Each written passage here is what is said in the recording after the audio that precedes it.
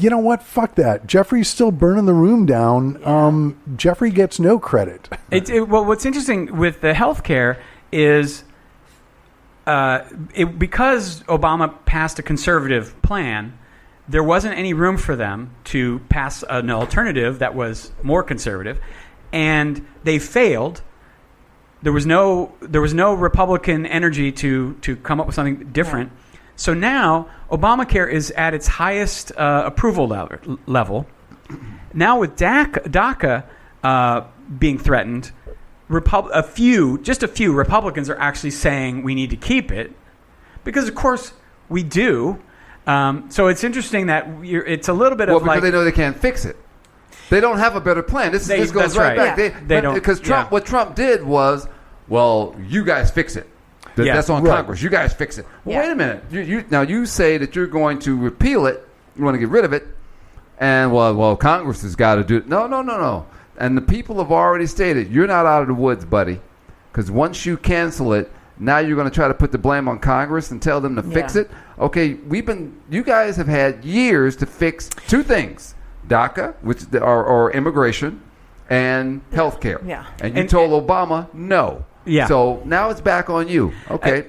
And one of their claims, Jeff Sessions, clearly explained that it's this unconstitutional thing, so we're going to get rid of it, And then Trump is saying, we're going to keep this illegal thing for 6 months, and then Congress is going to fix it. But if they don't, he'll take care of it, which totally contradicts the whole argument. Yeah. Right. Because you've already explained that the president doesn't have this power, but he's going to use that power that he doesn't have in 6 months.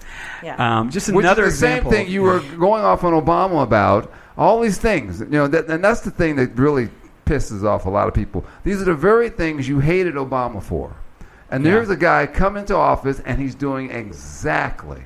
He's fine, and then he found out, this president thing is pretty hard. Yeah. Yes. Yeah. You know what I heard? I read an article this week, and I think it was like in the Atlantic or something. And I feel embarrassed. I can never cite my sources. I should save these and write them down so I don't sound like a moron. But anyway, the article was basically saying that what went so terribly wrong in the Obama-Trump nexus was that fucking jokes, that speech he did at was it the press club or where? The National Press Correspondents' Dinner. The Correspondents' Dinner, where he made Trump like the butt of a long-running joke.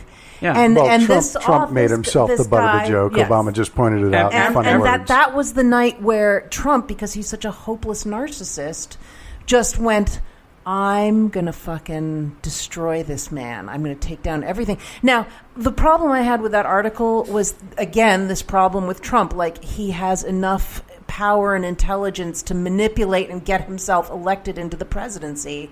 But I totally buy that that's what his whole policy is based around, is anything that Obama did, he wants to undo, and that's his plan. Yeah. What always bothered me from what McConnell said and what you just said about what Trump is doing, you're going to destroy this country. You're going to destroy this country for your own personal agenda. Yeah. You're going to destroy. Yes, because he's a narcissist. That's what they do. McConnell, hey, we're going to make sure he doesn't get that. Well, wait a minute. In that process, you could be hurting the country.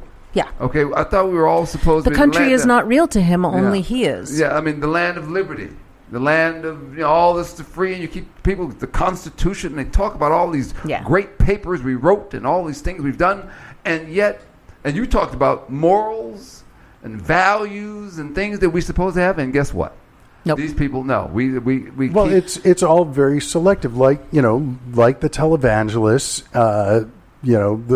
There are laws that are convenient that they want to uphold. DACA is illegal. Well, so is racially profiling people who are brown who happen to have been born here. That's illegal as determined by a federal court. Right. But you want to give Arpaio a pardon for that. What about emoluments clauses? Well, that's not a law we need to enforce. Mm-hmm. Yeah. And I understand, like people bitched about Obama selectively enforcing the law when he said, you know what, in states that have legalized or legal medical marijuana, the DEA isn't going to be focusing. So there is some selective enforcement that, people are going to say, well, yeah, that's all right. But it's not an issue of the laws they are selectively enforcing, but the fact that they are so hypocritical about it, that when Obama is selectively enforcing laws, or when he is coming up with DACA because Congress refuses to work with a black Democrat, this is all highly suspect and, in their eyes. And it's horrible, and this is not law and order. But then when they selectively enforce laws when they're in power, that somehow is law and order. But so why does nationalism come up, though, with Republicans immediately? Is there a fear?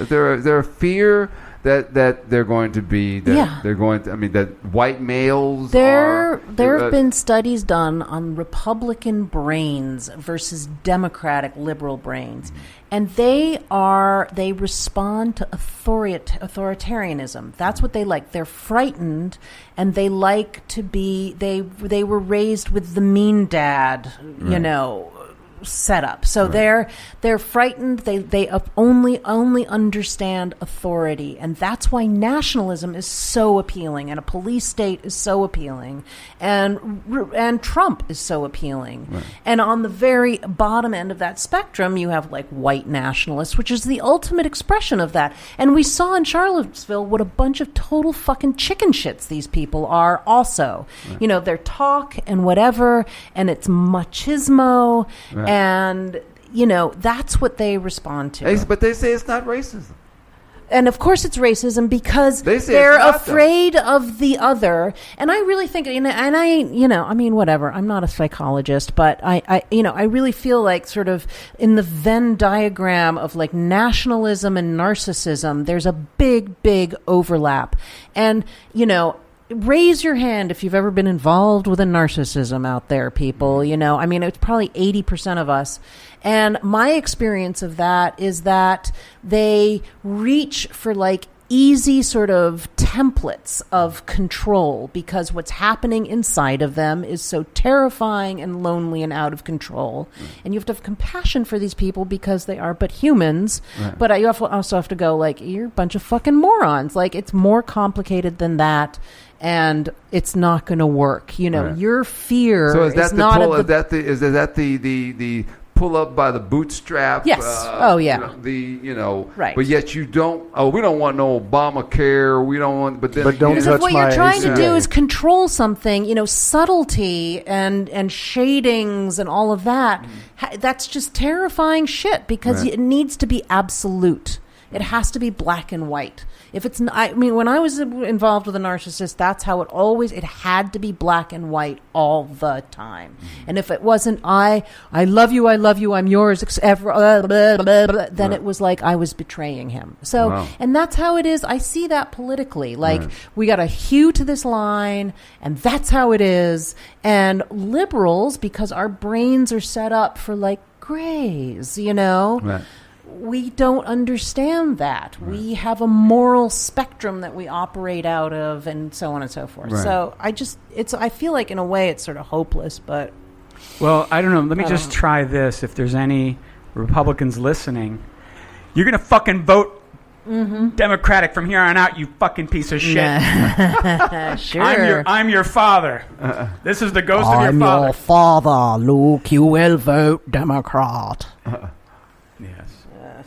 Have we run out of time yet? Because I want to kill myself now. We're close, but which gets to something. I just want to say this.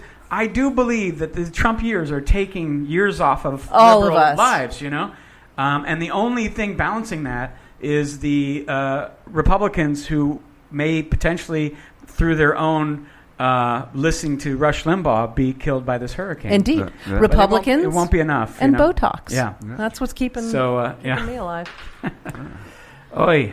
I'm sorry, you were about to say, David? Yeah, I totally lost the point. I was going to try and shift into another topic. Betsy DeVos. We could talk about her.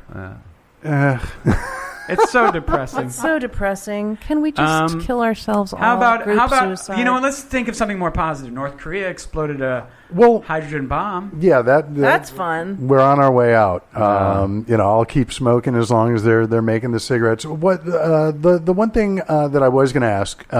So coming off of your admonition to the Republicans, and a very commanding tone you took, I got to say. And Erika, you saying the Republicans have to vote for Democrats from here on out. My question, based on a lot of the stuff I've seen in the news this week, and we have time to talk about it, is maybe this will drive Republicans to vote for the Democrats. But how are we going to keep the Democrats, or even the liberals at large, voting for the Democrats? That's really the hard question, isn't it? I don't know if you guys saw Bernie Sanders on Stephen Colbert this week. It was good. It was interesting. They did a little dissection of the arguments Hillary Clinton is putting forth in her book. Bernie was talking about, let's we need to look forward. We don't need to keep looking back and relitigating the election, which I agree with. I've said that on this show many times. But if Bernie runs in 2020, which it's looking like he's going to, Jesus. how do we do about the Bernie Bros? I can't deal with the Bernie Bros. Because these are people who are ostensibly coming from our side, from the liberal side, but they are as fanatic and irrational as teabaggers. And I feel like I always have to have this disclaimer out there. Not everybody who likes Bernie. I am a Bernie supporter, but I'm talking the Bernie Bros. Think about it this way, folks. You know how when Hillary Clinton referred to the basket of deplorables, and a lot of Republicans and conservatives took offense to that? Some of them because they didn't like getting lumped in with the Nazis, and a lot of them who just refused to admit that they're Nazis. So liberals, Bernie supporters, this is your moment of truth. You have to look at yourself and say, on the spectrum of things, am I one of those people who doesn't like getting lumped in with the fanatics, or am I truly such a fanatic that I have lost sight of the path? But you know what? To answer that, even if you say Bernie won, I think they would do the same thing to him that they did to Obama. I think that they would do everything to try and make sure that nothing gets passed. Congress is going to stalemate. Everybody's going to. I mean, right now the Republicans have the House and the Senate. They can't get anything done. Just like they blamed Obama when he had the House and the Senate, and he couldn't get anything done. So but Trump keeps blaming. I think the number he keeps going to is 8 Democrats. He's like, we could get things done except for these 8 Democrats. Right. So they're trying to blame Democratic obstructionism, which doesn't exist. How could it? Yeah. There's no logic to it. Why does he keep blaming the never mind. Because it's an easy scapegoat. The low. But there's no numbers. There's no voting numbers. That doesn't matter to the low information voters. And then you got Chris Kobach from Kansas, who is such a piece of crap in terms of trying to deny minorities the vote, saying this week, maybe. It's possible that in New Hampshire, that out-of-state Democrats came in to commit voter fraud. Which is, that's like saying, how the fake news it's possible that you could get a buzz from handling money because there are traces of cocaine on every single piece of paper currency. There's not enough for you to get a buzz, but I suppose in some slight infinitesimal way it is sort of possible. But he says this, and now Fox and Breitbart are selling this as definitive proof And this is what they do. But their voters, their readers, the low information voters,